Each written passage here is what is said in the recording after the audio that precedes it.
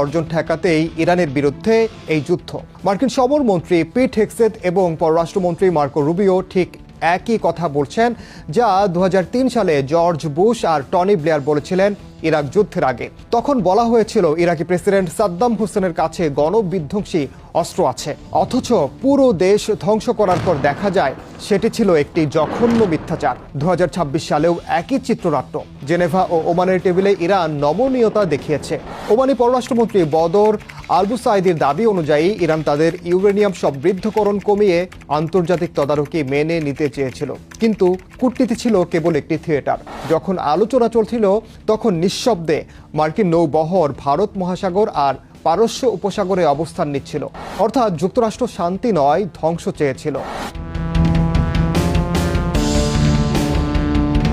Israel এবং তার পশ্চিমা মিত্ররা সবসময় প্রচার করেছে 1948, 1967 বা 1973 সালের যুদ্ধে তারা আরব বাহিনীকে চূর্ণ করেছে।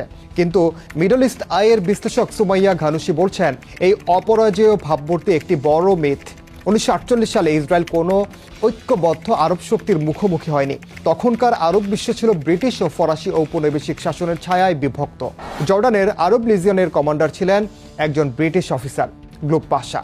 জর্ডানের বাদশাহ আবদুল্লাহ পুরো ফিলিস্তিন নয়, বরং পশ্চিম তীর দখল করতেই বেশি ব্যস্ত ছিলেন। অন্যদিকে মিশরীয় বাহিনী ছিল বিশৃঙ্খল এবং দুর্নীতিগ্রস্ত নেতৃত্বের শিকার। ফিলিস্তিনি যোদ্ধারা লড়াই করেছিলেন প্রায় একা, কোনো আধুনিক অস্ত্র ছাড়াই। 1967 সালে ইসরায়েল জিতেছিল কেবল আকস্মিক বিমান হামলার জেরে, আর 1973 সালে মিশর ও সিরিয়া ইসরায়েলকে প্রায় পরাস্ত করে ফেলেছিল। কেবল যুক্তরাষ্ট্রের বিশাল অস্ত্র সহায়তা তাদের শেষ মুহূর্তে রক্ষা করে।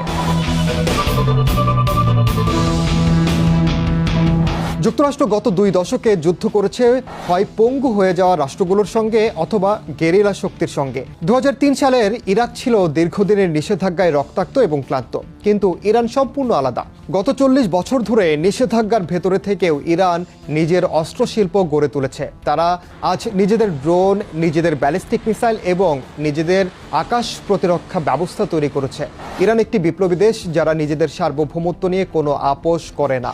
পেন্টাগনের সংবাদ সম্মেলনে ইরানকে ধর্মীয় উন্মাদ বলে গালি দেয়া সহজ, কিন্তু এই তুচ্ছ তাচ্ছিল্যই আসলে যুক্তরাষ্ট্রের সবচেয়ে বড় কৌশলগত অন্ধত্ব বলে মত বিশ্লেষকের। তারা একটি সুসংগঠিত সামরিক এবং রাজনৈতিক শক্তিকে চিনতে ভুল করছে, যার চড়া মূল্য দিতে হবে খোদ ওয়াশিংটনকে।